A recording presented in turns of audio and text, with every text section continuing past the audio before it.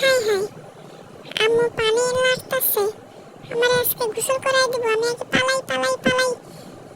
আম্মু আমার ছাড়ো তো, আমি গোসল করব না। শীত পড়ে গেছে, এর মধ্যে আমার গোসল করাই দিব। মানে আমি গোসল করুম না, মা করুম না, আমি গোসল করুম না, আমার সাইডে দাও।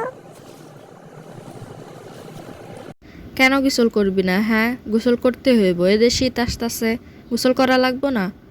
এই শীতের মধ্যে তোরে তো আর গোসল করান যাইব না, তাই এখনই গোসলটা করাই দিই, তাইলে ভালো হইব নি। তুই যে খাইস্টর খাইস্ট। আম্মা, তুমি এটা কি কইলা? আমি কি খাইস্তা? আমি খাইস্তা কোথায়? আমি তো খুবই পরিষ্কার একটা মানুষ।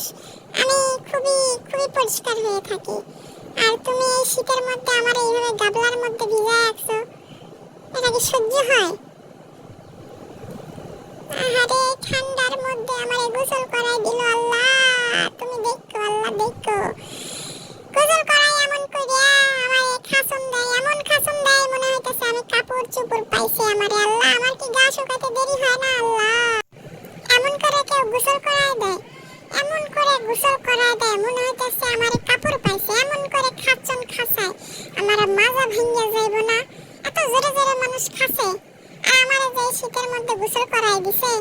আমার কি শরীর কি এমনি শুকায় তোমাদের মতো? এই গামছা দিয়ে একটা মুসন মারলা আর শুকিয়ে গেল। আমার গা শুকাইতে কত যে কষ্ট লাগে আল্লাহ, আমারে কেন যে গোসল করাই দেয় আল্লাহ?